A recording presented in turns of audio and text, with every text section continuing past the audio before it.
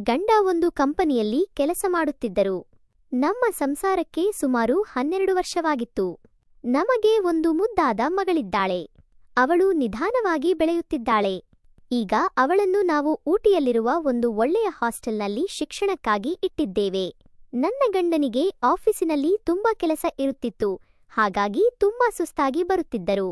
ಅದರಿಂದ ಅವರಿಗೆ ತೊಂದರೆಯಾಗುತ್ತಿತ್ತು ಮತ್ತು ಅವರು ಅನಾರೋಗ್ಯಕ್ಕೆ ತುತ್ತಾಗಿ ಒಂದು ದಿನ ತೀರಿಕೊಂಡರು.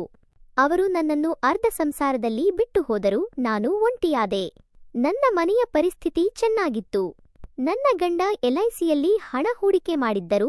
ಸ್ವಲ್ಪ ಹಣವನ್ನು ಷೇರು ಮಾರುಕಟ್ಟೆಯಲ್ಲಿ ಮತ್ತು ಸ್ವಲ್ಪ ಹಣವನ್ನು SIPಯಲ್ಲಿ ಹೂಡಿಕೆ ಮಾಡಿದ್ದರು ಮತ್ತು ನಮ್ಮದು ದೊಡ್ಡ ಬಂಗಲೆ ಇದೆ. ಬಾಗಿಲಲ್ಲಿ ತೋಟವಿದೆ ಮತ್ತು ಸ್ವಲ್ಪ ಜಮೀನಿನಲ್ಲಿ ನನ್ನ ಮನೆ ಇದೆ. ಇಷ್ಟೆಲ್ಲ ಇದ್ದರೂ ನನಗೆ ಏನು ಅನಿಸುತ್ತಿರಲಿಲ್ಲ. ನನ್ನ ಮಗಳು ಹಾಸ್ಟೆಲ್ನಲ್ಲಿ ಓದುತ್ತಿದ್ದಳು. ನಾನು ಒಬ್ಬಂಟಿಯಾಗಿ ಮನೆಯಲ್ಲಿ ಬೇಸರಗೊಳ್ಳುತ್ತಿದ್ದೆ ಮತ್ತು ಮನೆಯಲ್ಲಿ ಕೆಲಸ ಮಾಡಲು ಯಾರೂ ಇರಲಿಲ್ಲ. ನನ್ನ ಹತ್ತಿರ ಸಾಕಷ್ಟು ಹಣ ಇತ್ತು. ಹಾಗಾಗಿ ನಾನು ಯಾರಾದರೂ ಒಬ್ಬರನ್ನು ಕೆಲಸಕ್ಕೆ ನೇಮಿಸಿಕೊಳ್ಳಲು ನಿರ್ಧರಿಸಿದೆ. ಆ ವ್ಯಕ್ತಿ ಜಮೀನಿನ ಕೆಲಸವನ್ನು ಮಾಡಬೇಕು ಮತ್ತು ನಮ್ಮ ಮನೆಯ ಕೆಲಸವನ್ನು ನೋಡಿಕೊಳ್ಳಬೇಕು. ಹಾಗಾಗಿ ನಾನು ನನ್ನ ಕೆಲವು ಸ್ನೇಹಿತೆಯರಿಗೆ ನನಗೆ ಯಾರಾದರೂ ಕೆಲಸಗಾರನಿದ್ದರೆ ಹೇಳಿ, ನನಗೆ ಕೆಲಸಗಾರನ ಅವಶ್ಯಕತೆ ಇದೆ ಎಂದು ಹೇಳಿದೆ. ಕೆಲಸ ಮಾಡಲು ಆಗುತ್ತಿಲ್ಲ ನನಗೆ. ಹೀಗೆ ಕೆಲವು ದಿನಗಳು ಕಳೆಯಿತು. ನನಗೆ ಒಂದು ಸ್ನೇಹಿತೆಯ ಫೋನ್ ಬಂತು. ಅವಳು ನನಗೆ ಒಬ್ಬ ಕೆಲಸಗಾರನಿದ್ದಾನೆ ಎಂದು ಹೇಳಿದಳು. ಸುಮಾರು 38 ವರ್ಷ ವಯಸ್ಸಾಗಿರಬಹುದು. ಅವನಿಗೆ ಹಿಂದೆ ಮುಂದೆ ಯಾರೂ ಇಲ್ಲ. ನೀನು ಅವನಿಗೆ ಇರಲು ಜಾಗ ಮಾಡಿಕೊಡಬೇಕು. ಮನುಷ್ಯ ತುಂಬಾ ಪ್ರಾಮಾಣಿಕ. ಅವನು ಯಾವುದೇ ಕೆಲಸವನ್ನು ಮಾಡುತ್ತಾನೆ.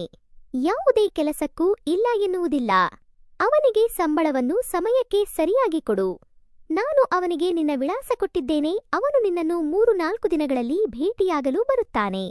ಆಗ ನೀನು ನೋಡು ಅವನು ಸರಿಯಾಗಿ ಕೆಲಸ ಮಾಡುತ್ತಾನೋ ಇಲ್ಲವೋ ಎಂದು ಆಮೇಲೆ ನಿರ್ಧರಿಸು ಎಂದಳು. ಹೀಗೆ 3 ದಿನಗಳು ಕಳೆಯಿತು. 4ನೇ ದಿನ ಬಾಗಿಲಿನ ಗಂಟೆ ಹೊಡೆಯಿತು. ನಾನು ಟಿವಿ ನೋಡುತ್ತಿದ್ದೆ. ನಾನು ಎದ್ದು ಬಾಗಿಲು ತೆರೆಯಲು ಹೋದೆ. ಬಾಗಿಲು ತೆರೆದರೆ ಬಾಗಿಲಲ್ಲಿ ಒಬ್ಬ ವ್ಯಕ್ತಿ ನಿಂತಿದ್ದ. ಅವನು ನೋಡಲು ಸುಂದರವಾಗಿದ್ದ. ಅವನಿಗೆ ವಯಸ್ಸು ಸ್ವಲ್ಪ ಜಾಸ್ತಿ ಇರಬಹುದು. ನಾನು ಯಾರು ಬೇಕು ಎಂದು ಕೇಳಿದೆ. ಆಗ ಅವನು ಮೀನಾರವರನ್ನು ಭೇಟಿಯಾಗಬೇಕಿದೆ ಎಂದ. ನಾನೇ ಮೀನಾ ಎಂದು ಹೇಳಿದೆ. ಆಗ ಅವನು ನಿಮ್ಮ ಸ್ನೇಹಿತೆಯು ನಿಮ್ಮ ಹತ್ತಿರ ಕೆಲಸ ಇದೆ ಎಂದು ಕಳುಹಿಸಿದ್ದಾರೆ ಎಂದು ಹೇಳಿದ. ಆಗ ನನಗೆ ನೆನಪಾಯಿತು ನನ್ನ ಸ್ನೇಹಿತೆಯ ಹತ್ತಿರ ಕೆಲಸದ ಬಗ್ಗೆ ಮಾತನಾಡಿದೆ ಎಂದು. ಆಗ ನಾನು ಆ ಯುವಕನನ್ನು ಒಳಗೆ ಬರಲು ಹೇಳಿದೆ. ಅವನನ್ನು ನಾನು ಸೋಫಾದ ಮೇಲೆ ಕೂರಲು ಹೇಳಿ 1 ಲೋಟ ತುಂಬಾ ನೀರು ಕುಡಿಯಲು ಕೊಟ್ಟೆ. ನಾನು ಅವನನ್ನು ವಿಚಾರಿಸಲು ಪ್ರಾರಂಭಿಸಿದೆ. ನಿನ್ನ ಹೆಸರೇನು? ಯಾವ ಊರು? ನೀನು ಏನು ಕೆಲಸ ಮಾಡುತ್ತೀಯಾ? ಆಗ ಅವನು ಹೇಳಿದ, ನನ್ನ ಹೆಸರು ಸುರೇಶ್. ನಾನು ಎಲ್ಲಾ ಕೆಲಸ ಮಾಡುತ್ತೇನೆ. ನೀವು ನನಗೆ ಯಾವ ಕೆಲಸ ಬೇಕಾದರೂ ಹೇಳಬಹುದು. ಅಡುಗೆ ಮಾಡುವುದು, ತೋಟದ ಕೆಲಸ, ಗಾಡಿ ಓಡಿಸುವುದು, ತರಕಾರಿ ತರುವುದು, ಈ ಎಲ್ಲಾ ಕೆಲಸವನ್ನು ನಾನು ಮಾಡಬಲ್ಲೆ. ನಾನು ಅವಿವಾಹಿತ. ಹಾಗಾಗಿ ನನಗೆ ಇರಲು ಜಾಗ ಅಂತ ಏನಿಲ್ಲ. ನನಗೆ ನಿಮ್ಮಲ್ಲೇ ಎಲ್ಲಾದರೂ ಒಂದು ಕಡೆ ಇರಲು ವ್ಯವಸ್ಥೆ ಮಾಡಿಕೊಡಬೇಕು. ಅವನು ಮಾತನಾಡುತ್ತಿದ್ದ ರೀತಿ ನೋಡಿದರೆ ಪ್ರಾಮಾಣಿಕನಂತೆ ಕಾಣುತ್ತಿದ್ದ. ನೀನು ಅವಿವಾಹಿತನಾಗಿರುವುದಕ್ಕೆ ಕಾರಣವೇನು? ಮದುವೆ ಏಕೆ ಆಗಲಿಲ್ಲ ಎಂದು ಕೇಳಿದೆ. ಆಗ ಅವನು, ನಾನು ಚಿಕ್ಕವನಿದ್ದಾಗಲೇ ನನ್ನ ತಂದೆ ತಾಯಿ ತೀರಿಕೊಂಡರು. ನನ್ನ ಸಂಬಂಧಿಕರು ಯಾರೂ ಇಲ್ಲ. ನನ್ನನ್ನು ಯಾರೂ ನೋಡಿಕೊಳ್ಳುತ್ತಿರಲಿಲ್ಲ. ಆಗ ನಾನು ಹೀಗೆ ಜನರ ಮನೆಯಲ್ಲಿ ಕೆಲಸ ಮಾಡಿಕೊಂಡು ಹೊಟ್ಟೆ ತುಂಬಿಸಿಕೊಳ್ಳುತ್ತಿದ್ದೆ. ನನಗೆ ಯಾರು ಹೆಣ್ಣು ಕೊಡುತ್ತಾರೆ ಎಂದು ಹೇಳಿದಾಗ ನನಗೆ ತುಂಬಾ ಬೇಸರವಾಯಿತು. ಆಗ ನಾನು ಅವನಿಗೆ ಸಂಬಳ ಎಷ್ಟು ಕೊಡಬೇಕು ಎಂದು ಕೇಳಿದೆ. ಆಗ ಸುರೇಶ್, ನನಗೆ ಹಿಂದಿನ ಸಾಹೇಬರ ಹತ್ತಿರ 10,000 ಸಂಬಳ ಇತ್ತು. ಅಷ್ಟು ಸಿಕ್ಕರೂ ಸಾಕು ಎಂದ. ನನಗೆ 10,000 ರೂಪಾಯಿ ಕೊಡಲು ಏನೂ ತೊಂದರೆ ಇರಲಿಲ್ಲ. ಏಕೆಂದರೆ ನನ್ನ ಮನೆಯ ಪರಿಸ್ಥಿತಿ ಚೆನ್ನಾಗಿತ್ತು. ನನ್ನ ಮನೆಯ ಮೇಲೊಂದು ಕೊಠಡಿ ಖಾಲಿ ಇತ್ತು. ನಾನು ನಮ್ಮ ಟೆರೆಸ್ ಮೇಲೆ ಒಂದು ಕೊಠಡಿ ಖಾಲಿ ಇದೆ. ನೀನು ಅಲ್ಲಿರಬಹುದು. ನಾನು ನಿನಗೆ 10,000 ರೂಪಾಯಿ ಸಂಬಳ ಕೊಡುತ್ತೇನೆ. ಆದರೆ ಕೆಲಸವನ್ನು ಸಮಯಕ್ಕೆ ಸರಿಯಾಗಿ ಮಾಡಬೇಕು ಎಂದೆ. ಅವನು ತಯಾರಾದ ನಂತರ ಅವನು ನನಗೆ ಮನೆಯಲ್ಲಿ ಯಾರ್ಯಾರು ಇರುತ್ತಾರೆ ಎಂದು ಕೇಳಿದ. ನಾನು ಒಬ್ಬಳೇ ಇರುವುದು. ನನ್ನ ಗಂಡ ತೀರಿಕೊಂಡಿದ್ದಾರೆ. ನನಗೆ ಒಬ್ಬ ಮಗಳಿದ್ದಾಳೆ. ಅವಳು ಊಟಿಯಲ್ಲಿ ಹಾಸ್ಟೆಲ್ನಲ್ಲಿ ಓದುತ್ತಿದ್ದಾಳೆ ಎಂದೆ. ನಂತರ ಅವನಿಗೆ ನಾನು ಮೇಲಿನ ಕೊಠಡಿಯನ್ನು ತೋರಿಸಿದೆ. ಮೇಲಿನ ಕೊಠಡಿ ತುಂಬಾ ದೊಡ್ಡದಾಗಿತ್ತು ಮತ್ತು ಅವನ ಸಹ ಸ್ವಲ್ಪವಿತ್ತು. ಅವನು ತಂದಿದ್ದ ಸಾಮಾನುಗಳನ್ನು ರೂಮಿನಲ್ಲಿ ಇಟ್ಟು ಕೂಡಲೇ ಕೆಲಸಕ್ಕೆ ಸೇರಿದ. ಮಧ್ಯಾಹ್ನ ಬಂದಿದ್ದರಿಂದ ಅವನು ಮನೆಯಲ್ಲಿ ಸ್ವಲ್ಪ ಸ್ವಚ್ಛ ಮಾಡಿದ ಮತ್ತು ಸಂಜೆ 5 ಗಂಟೆಗೆ ಅಡುಗೆ ಮಾಡಲು ಪ್ರಾರಂಭಿಸಿದ. ಅವನು ತುಂಬಾ ಚೆನ್ನಾಗಿ ಚಪಾತಿ, ಅನ್ನ, ತರಕಾರಿ ಪಲ್ಯ ಮಾಡಿದ. ಅವನ ಕೈಗೆ ತುಂಬಾ ರುಚಿ ಇತ್ತು. ಅವನು ನನಗೆ ಊಟವನ್ನು ಮೇಜಿನ ಮೇಲೆ ಬಡಿಸಿದ ಮತ್ತು ನನ್ನ ಪಕ್ಕದಲ್ಲಿ ನಿಂತುಕೊಂಡ. ನಾನು ಯಾವಾಗ ಊಟ ಮಾಡುತ್ತೀಯಾ ಎಂದು ಕೇಳಿದೆ. ಆಗ ಅವನು ನೀವು ಊಟ ಮಾಡಿದ ನಂತರ ಮಾಡುತ್ತೇನೆ ಮೇಡಮೇ ಎಂದ. ನಾನು ಬೇಡ, ನಾವು ಇಬ್ಬರೇ ಮನೆಯಲ್ಲಿ ಇರುತ್ತೇವೆ ಎಂದ ಮೇಲೆ ಅವನು ಒಬ್ಬನೇ ಊಟ ಮಾಡಲು ಸರಿಯಾಗಿ ಕಾಣುವುದಿಲ್ಲ. ಆಗ ಅವನಿಗೆ ನಾನು ಊಟ ಬಡಿಸಿದೆ ಮತ್ತು ಅವನು ನನ್ನ ಎದುರಿನ ಕುರ್ಚಿಯ ಮೇಲೆ ಊಟ ಮಾಡಲು ಕುಳಿತ. ಅವನಿಗೆ ಏನಾದರೂ ಬೇಕಾದರೆ ಕೂಡಲೇ ಕೊಡುತ್ತಿದ್ದೆ. ನಮ್ಮಿಬ್ಬರ ಊಟವಾಯಿತು. ಅವನು ರೂಮನ್ನು ಸ್ವಚ್ಛಗೊಳಿಸಿ ಮತ್ತೆ ಮಲಗಲು ಮೇಲೆ ಹೋದ. ಬೆಳಿಗ್ಗೆ ಅವನು ತುಂಬಾ ಬೇಗನೆ ಎದ್ದಿದ್ದ. ಉಪಹಾರಕ್ಕೆ ಅವಲಕ್ಕಿ ಮಾಡಿದ್ದ ಮತ್ತು ನಂತರ ತೋಟಕ್ಕೆ ಹೋದ. ತೋಟದಲ್ಲಿ ಸ್ವಚ್ಛ ಮಾಡಿದ, ಗಿಡಗಳಿಗೆ ನೀರು ಹಾಕಿದ ಮತ್ತು ಮತ್ತೆ ಬಂದು ಅಡುಗೆ ಮಾಡಲು ಪ್ರಾರಂಭಿಸಿದ. ಅಡುಗೆ ಆದ ನಂತರ ನಾನು ಊಟ ಮಾಡಿದೆ. ಹೀಗೆ ಅವನು ತುಂಬಾ ಚೆನ್ನಾಗಿ ಕೆಲಸ ಮಾಡುತ್ತಿದ್ದ. ಮಾರುಕಟ್ಟೆಯಿಂದ ಸೊಪ್ಪು ತರಕಾರಿಗಳನ್ನು ತರುತ್ತಿದ್ದ. ಅವನು ತುಂಬಾ ಕಷ್ಟಪಡುತ್ತಿದ್ದ. ಅವನಿಗೆ ಕಾರು ಓಡಿಸಲು ಬರುತ್ತಿತ್ತು. ನನ್ನ ಮಗಳು ನನಗೆ ಫೋನ್ ಮಾಡುತ್ತಿದ್ದಳು. ಅವಳು 4ನೇ ತರಗತಿಯಲ್ಲಿ ಓದುತ್ತಿದ್ದಳು. ಇಂಗ್ಲಿಷ್ ಮಾಧ್ಯಮದಲ್ಲಿ ಅವಳನ್ನು ಹಾಕಿದ್ದೆ. ಅವಳನ್ನು ನಾನು 15 ದಿನಕ್ಕೆ ಒಂದು ಸಲ ಅಥವಾ ತಿಂಗಳಿಗೊಮ್ಮೆ ಭೇಟಿಯಾಗಲು ಹೋಗುತ್ತಿದ್ದೆ. ಏಕೆಂದರೆ ನನ್ನ ಮನೆಯಿಂದ ಸುಮಾರು 200 ಕಿಲೋಮೀಟರ್ ದೂರವಿತ್ತು. ನಾನು ಬಸ್ಸಿನಲ್ಲಿ ಹೋಗುತ್ತಿದ್ದೆ. ನನ್ನ ಮನೆಯಲ್ಲಿ ಕಾರ್ ಇತ್ತು, ಆದರೆ ಡ್ರೈವರ್ ಸಿಗುತ್ತಿರಲಿಲ್ಲ. ಅದಕ್ಕೆ ಬಸ್ಸಿನಲ್ಲಿ ಹೋಗಬೇಕಾಗುತ್ತಿತ್ತು. ಈಗ ಸುರೇಶ್ ಬಂದಿದ್ದ. ನಾನು ಸುರೇಶನ್ನು 1-2 ಬಾರಿ ನನ್ನ ಮಗಳನ್ನು ನೋಡಲು ಕರೆದುಕೊಂಡು ಹೋಗಿದ್ದೆ. ಸುರೇಶ್ ತುಂಬಾ ಚೆನ್ನಾಗಿ ಗಾಡಿ ಓಡಿಸುತ್ತಿದ್ದ. ಅವನಿಗೆ ಹೊರಗಿನ ಜ್ಞಾನ ಚೆನ್ನಾಗಿತ್ತು. ಅದರಿಂದ ಅವನ ಜೊತೆ ಹೋಗಲು ಏನು ತೊಂದರೆ ಇರಲಿಲ್ಲ. ಅವನು ಸ್ವಭಾವದಿಂದ ತುಂಬಾ ಒಳ್ಳೆಯವನಿದ್ದ. ಈ ಭಾನುವಾರ ಸಹ ನನ್ನ ಮಗಳಿಗೆ ಶಾಲೆಗೆ ರಜೆ ಇದ್ದಿದ್ದರಿಂದ ಅವಳನ್ನು ಭೇಟಿಯಾಗಲು ಹೋಗಬೇಕಿತ್ತು. ಹಾಗಾಗಿ ಹಿಂದಿನ ದಿನವೇ ನಾವು ಸಂಜೆ ಹೊರಡಬೇಕಿತ್ತು. ಸಂಜೆ ನಾವು 7 ಗಂಟೆಗೆ ಹೊರಟೆವು. ಆದರೆ ಅದು ಮಳೆಗಾಲದ ದಿನಗಳಾಗಿದ್ದರಿಂದ ಇದ್ದಕ್ಕಿದ್ದಂತೆ ಮಳೆ ಪ್ರಾರಂಭವಾಯಿತು. 120 ಕಿಲೋಮೀಟರ್ ದೂರ ಹೋದ ನಂತರ ನಮಗೆ ರಸ್ತೆಯಲ್ಲಿ ಒಂದು ಹಳ್ಳ ಸಿಕ್ಕಿತು. ರಸ್ತೆಯ ಮೇಲಿಂದ ನೀರು ಹರಿಯುತ್ತಿತ್ತು. ಆ ಸಮಯದಲ್ಲಿ ರಾತ್ರಿ 10 ಗಂಟೆಯಾಗಿತ್ತು. ಇಲ್ಲಿಂದ ಮುಂದೆ ಹೇಗೆ ಹೋಗುವುದು ಎಂದು ನಮಗೆ ಅರ್ಥವಾಗುತ್ತಿರಲಿಲ್ಲ. ರಸ್ತೆಯ ಮೇಲಿಂದ ತುಂಬಾ ನೀರು ಹರಿಯುತ್ತಿತ್ತು ಮತ್ತು ಇಷ್ಟೊಂದು ರಾತ್ರಿಯಲ್ಲಿ ರಸ್ತೆಯಲ್ಲಿ ಗಾಡಿ ನಿಲ್ಲಿಸುವುದು ತಪ್ಪು. ಆಗ ನಾನು ಸುರೇಶ್ಗೆ, ಇಲ್ಲಿ ಎಲ್ಲಿಯಾದರೂ ಇರಲು ಹೋಟೆಲ್ ಇದೆಯೇ? ನಾವು ಹಿಂದೆ ಹೋಗಿ ನೋಡೋಣ. ಸುಮ್ಮನೆ ರಿಸ್ಕ್ ತೆಗೆದುಕೊಳ್ಳುವುದು ಬೇಡ. ಹಳ್ಳದ ನೀರು ಜೋರಾಗಿ ಹರಿಯುತ್ತಿದೆ. ಗಾಡಿ ಸಹ ಕೊಚ್ಚಿ ಹೋಗಬಹುದು ಎಂದೆ. ಆದರೂ ಸುರೇಶ್ ಒಂದು ಬಾರಿ ಖಚಿತಪಡಿಸಿಕೊಳ್ಳಲು ನಿರ್ಧರಿಸಿದ. ಅವನು ಗಾಡಿಯಿಂದ ಇಳಿದು ಮುಂದೆ ಹತ್ತಿರ ಹೋದರೆ ಹಳ್ಳದ ಮೇಲಿಂದ ನೀರು ಹರಿಯುತ್ತಿತ್ತು. ನೀರಿಗೆ ತುಂಬಾ ವೇಗವಿತ್ತು. ಅವನು ಹೇಳಿದ, ಮೇಡಂ, ನೀರು ತುಂಬಾ ವೇಗವಾಗಿ ಹರಿಯುತ್ತಿದೆ. ಆಗ ನಾವು ಮತ್ತೆ ವಾಪಸ್ ತಿರುಗಿದೆವು. 3-4 ಕಿಲೋಮೀಟರ್ ಹಿಂದಕ್ಕೆ ಬಂದ ನಂತರ ನಮಗೆ ಒಂದು ಹೋಟೆಲ್ ಕಾಣಿಸಿತು. ಅಲ್ಲಿ ನಾವು ಹೋಗಿ ವಿಚಾರಿಸಿದರೆ ಅಲ್ಲಿ ಇರಲು ವ್ಯವಸ್ಥೆ ಇತ್ತು. ನಾನು ಒಂದು ರೂಮನ್ನು ಬುಕ್ ಮಾಡಿದೆ. ಸುರೇಶ್ನನ್ನು ಗಾಡಿಯಲ್ಲಿ ಮಲಗಲು ಹೇಳಬೇಕು, ಏನು ಮಾಡಬೇಕು ತಿಳಿಯುತ್ತಿರಲಿಲ್ಲ. ಹೊರಗಡೆ ತುಂಬಾ ಮಳೆ ಬೀಳುತ್ತಿತ್ತು. ನನ್ನ ಹತ್ತಿರ ಸ್ವಲ್ಪ ಇತ್ತು. ಅದನ್ನು ನಾನು ರೂಮಿನವರೆಗೆ ತೆಗೆದುಕೊಂಡು ಹೋದೆ. ಸುರೇಶ್ ಸಹ ಜೊತೆಗಿದ್ದ. ಸುರೇಶ್ ಸಾಮಾನುಗಳನ್ನು ರೂಮಿನಲ್ಲಿ ಇಟ್ಟು, ಮೇಡಂ ನೀವು ಮಲಗಿ ಇಲ್ಲಿ, ನಾನು ಕಾರಿನಲ್ಲಿ ಹೋಗಿ ಮಲಗುತ್ತೇನೆ ಎಂದ. ನನಗೆ ಅದು ಚೆನ್ನಾಗಿ ಕಾಣಲಿಲ್ಲ. ನಾನು ಸುರೇಶ್, ಬೇಡ, ನೀನು ಕಾರಿನಲ್ಲಿ ಹೋಗಬೇಡ, ನೀನು ಸಹ ಇಲ್ಲೇ ರೂಮಿನಲ್ಲಿ ಸೋಫಾ ಸೆಟ್ ಮೇಲೆ ಮಲಗು ಎಂದೆ. ಸುರೇಶ್ ಸಹ ತಯಾರಾದ. ನಾವು ಇಬ್ಬರು ರೂಮಿಗೆ ಹೋದೆವು. ರೂಮ್ ಚೆನ್ನಾಗಿತ್ತು. ಒಂದು ಬೆಡ್ ಇತ್ತು, ಒಂದು ಸೋಫಾ ಸೆಟ್, ಒಂದು ಬಾತ್ರೂಮ್ ಮತ್ತು ಟಾಯ್ಲೆಟ್. ರೂಮ್ ತುಂಬಾ ಸುಂದರವಾಗಿತ್ತು. ನಾನು ಬೆಡ್ ಮೇಲೆ ಹೋಗಿ ಕುಳಿತೆ. ಸುರೇಶ್ ಸೋಫಾ ಸೆಟ್ ಮೇಲೆ ಕುಳಿತ. ಸ್ವಲ್ಪ ಸಮಯದ ನಂತರ ನಾನು ಕೆಳಗೆ ಫೋನ್ ಮಾಡಿ ಊಟವನ್ನು ತರಿಸಿದೆ. ಸುರೇಶ್ ಊಟ ಮಾಡಲು ತುಂಬಾ ನಾಚಿಕೊಳ್ಳುತ್ತಿದ್ದ. ಆದರೆ ಸುರೇಶ್ಗೋಸ್ಕರ ಸಹ ನಾನು ಊಟ ತರಿಸಿದೆ. ನಾವಿಬ್ಬರೂ ಹೊಟ್ಟೆ ತುಂಬಾ ಊಟ ಮಾಡಿದೆವು. ಸ್ವಲ್ಪ ಸಮಯದ ನಂತರ ವೇಟರ್ ಬಂದು ಟೇಬಲ್ ಸ್ವಚ್ಛ ಮಾಡಿ ಸಾಮಾನುಗಳನ್ನು ತೆಗೆದುಕೊಂಡು ಹೋದ. ಈಗ ತುಂಬಾ ರಾತ್ರಿಯಾಗಿತ್ತು. ರಾತ್ರಿ 11 ಗಂಟೆ ಆಗಿರಬಹುದು. ಈಗ ಮಲಗುವುದು ಅವಶ್ಯಕವಾಗಿತ್ತು, ಅಂದರೆ ಬೆಳಿಗ್ಗೆ ಬೇಗನೆ ಹೊರಡಬಹುದು. ನಾನು ಬೆಡ್ ಮೇಲೆ ಮಲಗಲು ಹೋದೆ. ಸುರೇಶ್ ಸೋಫಾ ಸೆಟ್ ಮೇಲೆಯೇ ಮಲಗಿದ. ಅಲ್ಲಿ ಒಂದು ಬೆಡ್ಶೀಟ್ ಇತ್ತು ಹೊದೆಯಲು. ಆಗ ಆ ಬೆಡ್ಶೀಟ್ ಅನ್ನು ನಾನು ಹೊದ್ದುಕೊಂಡೆ. ಸ್ವಲ್ಪ ಚಳಿ ಆಗುತ್ತಿತ್ತು ಮಳೆಯಿಂದ.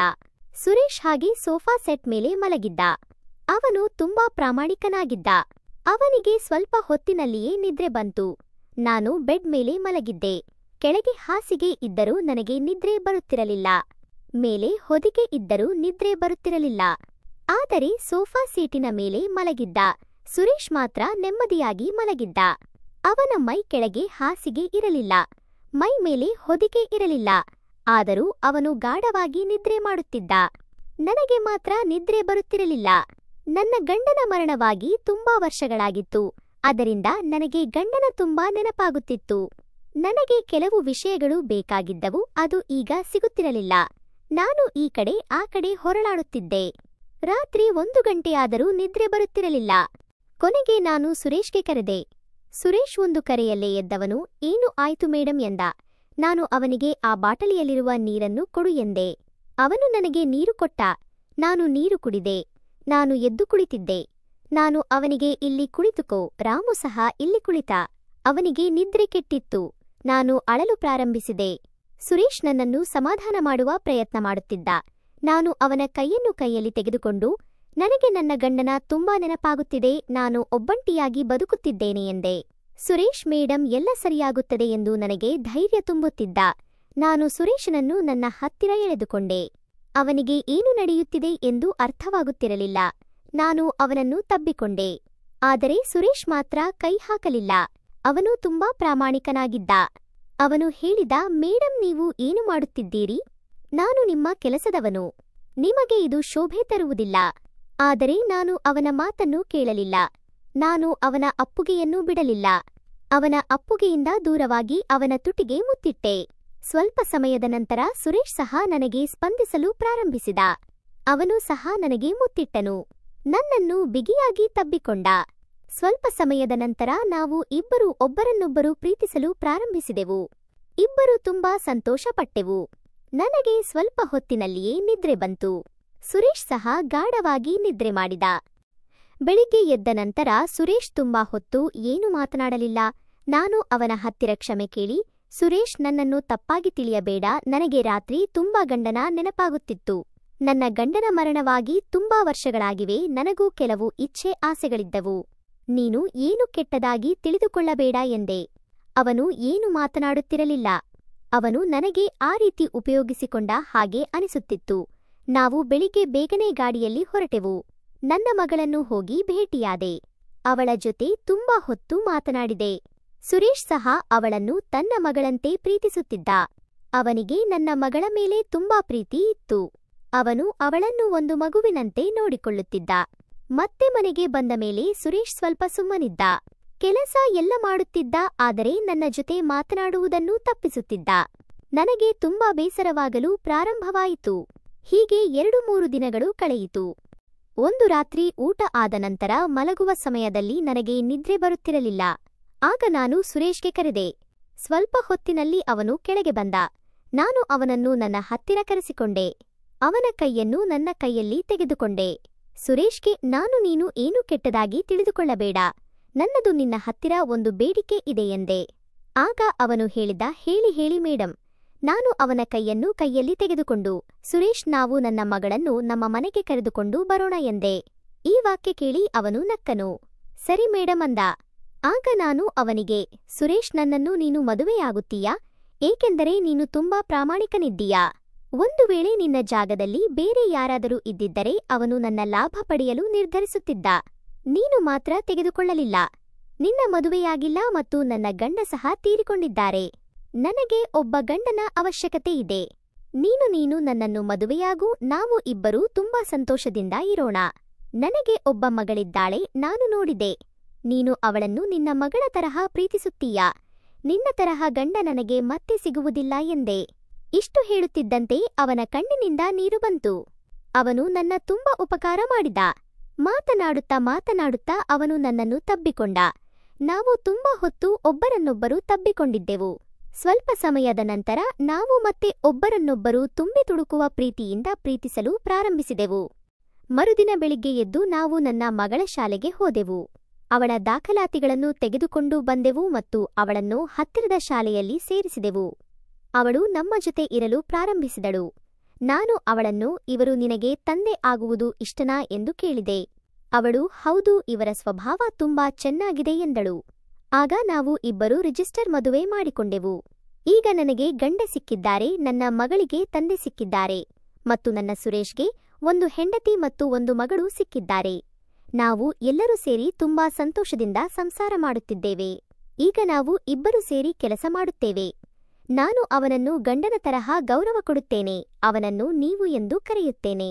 ಸುರೇಶ್ ಸಹ ತುಂಬಾ ಖುಷಿಯಾಗಿದ್ದಾನೆ. ಸ್ನೇಹಿತರೆ ಮತ್ತು ಸ್ನೇಹಿತೆಯರೇ, ನಾನು ಸುರೇಶನ್ನು ಮದುವೆ ಮಾಡಿಕೊಂಡಿದ್ದು ತಪ್ಪು ಮಾಡಿದ್ನೋ ಸರಿ ಮಾಡಿದ್ನೋ ನನಗೆ ಕಾಮೆಂಟ್ ಮಾಡಿ ಖಂಡಿತ ತಿಳಿಸಿ. ಕೆಲವೊಮ್ಮೆ ಒಂಟಿತನ ಎಷ್ಟೊಂದು ಆಳವಾಗಿರುತ್ತದೆ ಎಂದರೆ ಅದು ಮನಸ್ಸನ್ನು ಕೊರೆಯುತ್ತದೆ ಮತ್ತು ಆ ಸಮಯದಲ್ಲಿ ಸಮಾಧಾನ ನೀಡುವ ಒಂದು ಜೀವದ ಸ್ಪರ್ಶ ಜೀವನದ ದಿಕ್ಕನ್ನೇ ಬದಲಾಯಿಸುತ್ತದೆ. ಪ್ರೀತಿ ಕೇವಲ ವಯಸ್ಸು, ಸಂಬಂಧ, ಸಾಮಾಜಿಕ ಚೌಕಟ್ಟು ಈ ಎಲ್ಲದ ಆಚೆಗಿನ ಭಾವನೆ. ಅದು ಎರಡು ಮನಸ್ಸುಗಳನ್ನು ಜೋಡಿಸುತ್ತದೆ. ತಪ್ಪುಗಳು ಆಗಬಹುದು, ಆದರೆ ಅದರಿಂದ ಹೊಸ ಪ್ರಾರಂಭವೂ ಆಗಬಹುದು. ಎಲ್ಲಿ ಮನಸ್ಸು ಸ್ವಚ್ಛವಾಗಿರುತ್ತದೆ, ಸಂಬಂಧ ಪ್ರಾಮಾಣಿಕವಾಗಿರುತ್ತದೆ, ಅಲ್ಲಿ ಪ್ರೀತಿ ಪಾಪವಾಗಿರುವುದಿಲ್ಲ. ಅದೇ ಜೀವನದ ನಿಜವಾದ ಸುಖವಾಗಿರುತ್ತದೆ. ಸ್ನೇಹಿತರೆ, ಈ ಕಥೆಯ ಬಗ್ಗೆ ನಿಮಗೆ ಏನು ಅನಿಸುತ್ತದೆ? ನಮಗೆ ಕಾಮೆಂಟ್ ಮಾಡಿ ಖಂಡಿತ ತಿಳಿಸಿ. ಮತ್ತು ನಮ್ಮ ಚಾನೆಲ್ಗೆ ನೀವು ಹೊಸಬರಾಗಿದ್ದರೆ ನಮ್ಮ ಚಾನೆಲ್ಗೆ ಲೈಕ್, ಶೇರ್ ಮತ್ತು ಸಬ್ಸ್ಕ್ರೈಬ್ ಮಾಡಲು ಮರೆಯಬೇಡಿ. ಧನ್ಯವಾದಗಳು.